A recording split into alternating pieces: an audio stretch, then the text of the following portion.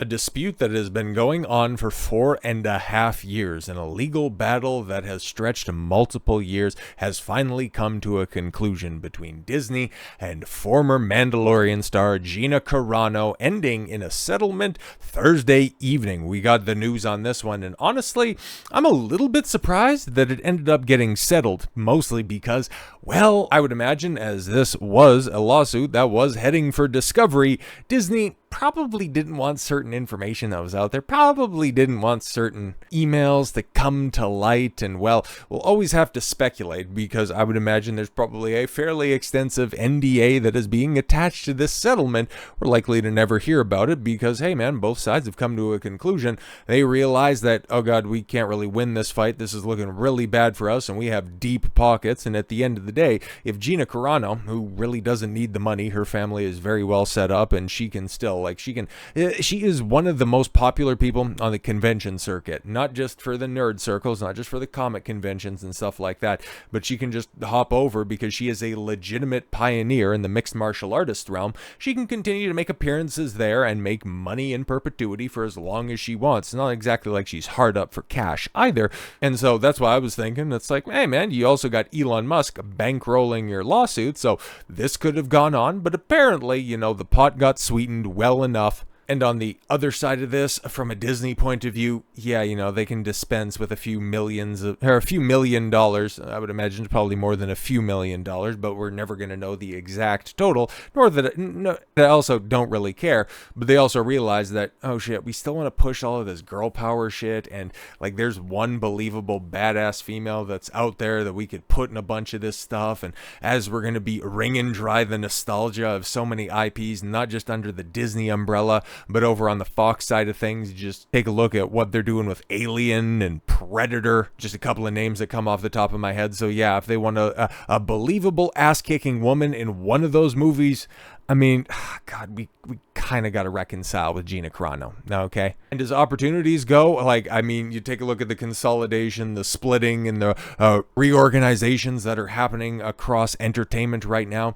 When it comes to getting a big studio contracts, there's not too many places to go at this point in time, and even if you do sign a long-term contract with one of these studios, who the hell even knows if they're going to be around in the same form or fashion by the time that your contract runs up. So yeah, settling with Disney bringing Gina back in the fold, I don't know, to reprise her role in, obviously not Mandalorian and Grogu, I don't think so, but for Filoni's big stupid Mandoverse movie or whatever they're doing next post episode 9. And then of course relaunching Marvel after Secret Wars, giving her another Marvel gig because, she was in Deadpool 2 and all that stuff, but I don't know, reprising that role if they ever get around to Deadpool 4. Like, there's endless opportunities for her, and like I've said before, I've been following Gina Carano all the way back in her MMA days, back when, she was headlining Strikeforce and Affliction cards. She's a good enough action star, and she's head and shoulders ahead of a lot of the other female action stars that are out there because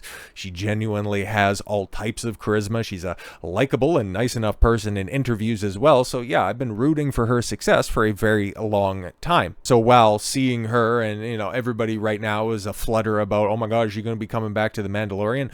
Well, I hope not, because I hope that she gets better scripts now that she's going to be welcomed back into the Disney and Lucasfilm family with open arms. I just will be perhaps a little bit more amenable to certain projects if she's going to be attached to them. But let's take a look at the details of the settlement here. Okay, at least as much as become public. Gina Carano, Disney settle a legal dispute over Mandalorian firing. We look forward to identifying opportunities to work together in the future. Well, I've seen it pointed out as the near future, but okay.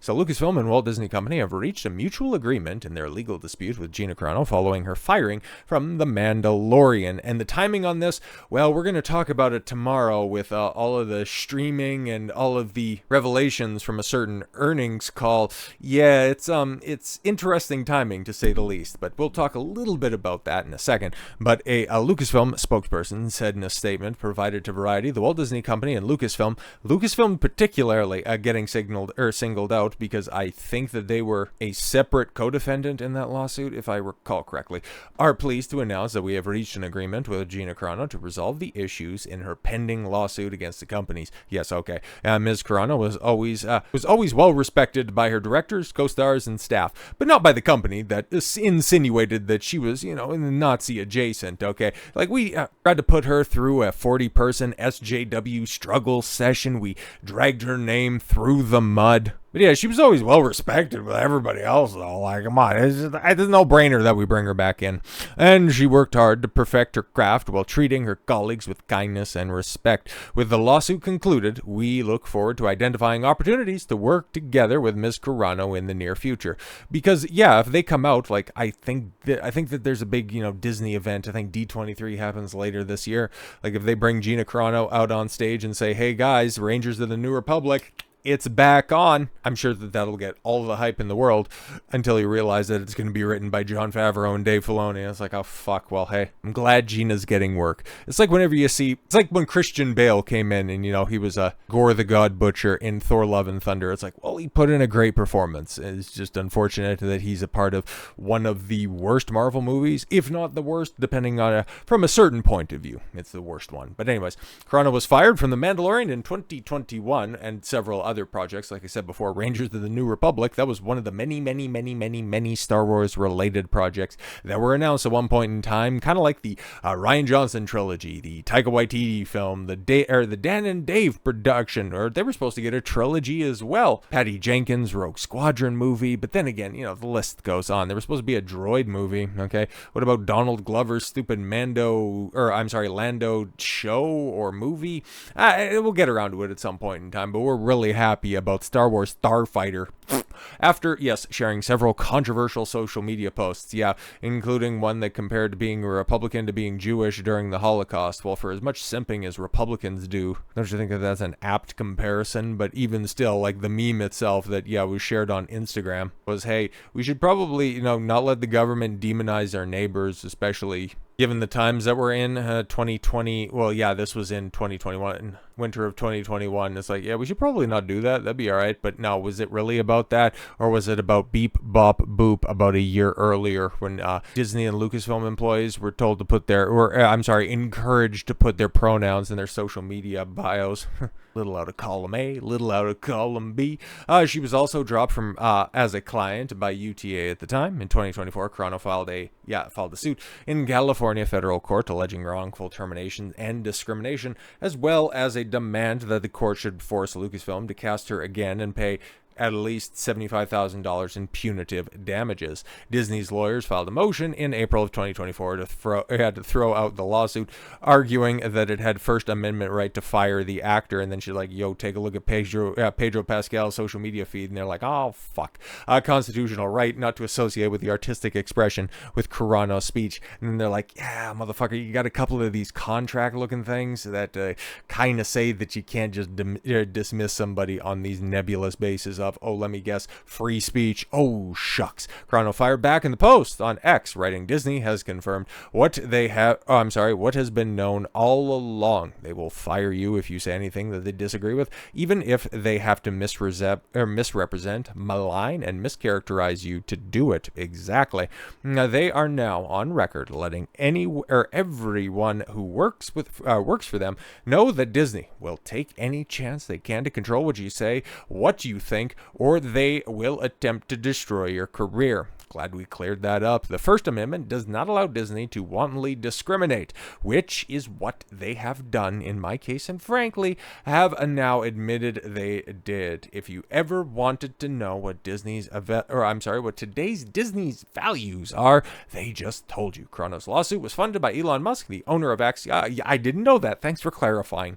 Musk declared in 2023 they would pay the legal bills for people who had been fired for their posts on social media platform. Well, yeah, exactly. Carano is not officially responded to the settlement. Au contraire, mon frere, because we have her response right here. And honestly, now that it was brought up, okay, and I said earlier because that was a legitimate thing that came out, I think it was during the Ben Shapiro interview, one of those Sunday sit-down gimmicks that I think got paywalled behind the Daily Wire. But yeah, the whole 40-person Zoom call That was ostensibly going to be a struggle session, even though Gina counteroffered by saying, "Hey, we could just go like have dinner and, discuss any sort of grievances that these fucking freaks could potentially have." But no.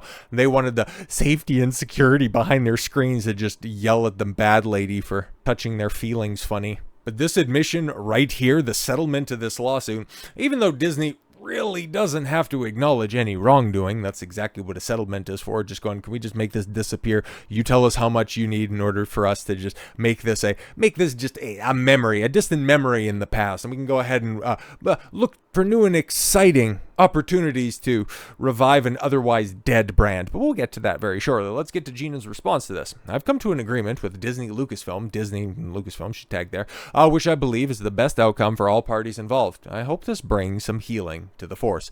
I want to extend my deepest, most heartfelt gratitude to Elon Musk, a man I've never met, who did this good Samaritan deed for me in funding my lawsuit. Thank you, Mr. Musk and X, for backing my case and asking for nothing in return. To my lawyers at Shrar Jaffe, who walked me from this unknown territory, thank you for your wisdom and guidance. I am humbled and grateful to God for his love and grace in this outcome. I'd like to thank you all for your unrelenting support throughout my life and career.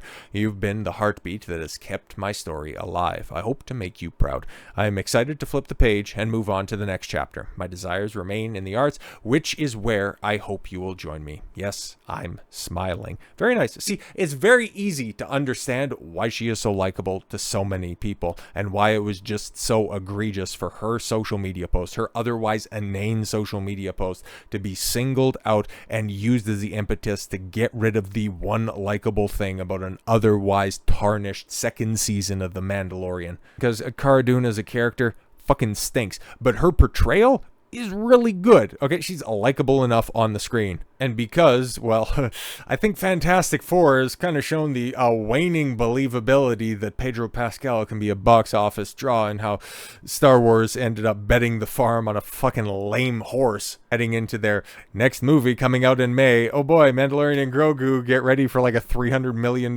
box office. That's going to be fucking hilarious to talk about. But yeah, bring back the one person. Okay, and it's funny, right? Because I talked about this. There was a financial call that happened earlier this week. But when it came to merch, specifically Star Wars merch, something that used to be one of the biggest drivers for toy stores everywhere, it's funny, huh? Because right after like 2015, after The Force Awakens came around and everybody was buying, well, old merch from like the OT and the prequel era, which they still continue to do at a much lesser rate. Nobody was buying any of the sequel stuff. And then in very short order, you started to see all of those toy stores like Toys R Us start to close up, and toy sections in particular really start to close down. And after, TLJ, how you had Ollie's and all of those other liquidation stores get a whole bunch of Rose Tico dolls. You had Bob Iger come out and accidentally reveal Star Wars and Marvel retail slump, while yes, a stumping for Lilo and Stitch, something that even last year I think made over $1 billion, which is exactly why they could just go, okay, all right, Carano, how much in order to make this go away? Because they have one IP that can buoy other IPs over troubled waters, at least for a small period of time.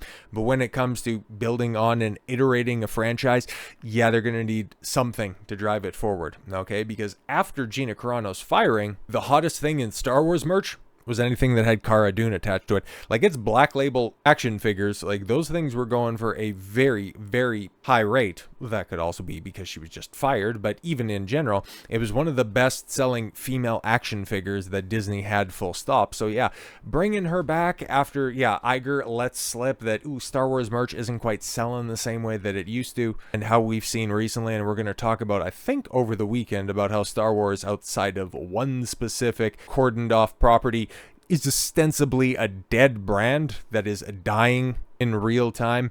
Yeah, there's a reason that they decided to settle this lawsuit right now. So yes, I'm happy for Gina. It makes sense from Disney's point of view, and I'm interested to see how this is ultimately going to unfold. Is she going to get more jobs at Star Wars? Is she going to get a new role with Marvel? Are other studios going to strike while the iron is hot? Who knows, man? But congratulations, Gina. One smart move from Disney, and cue the SJW meltdowns. Fucking glorious resolution to this situation. So with all that said, thank you all very much for the gift of your time. I've been Don Consuelo. I want you to follow your gut and get after it. Take care, everyone.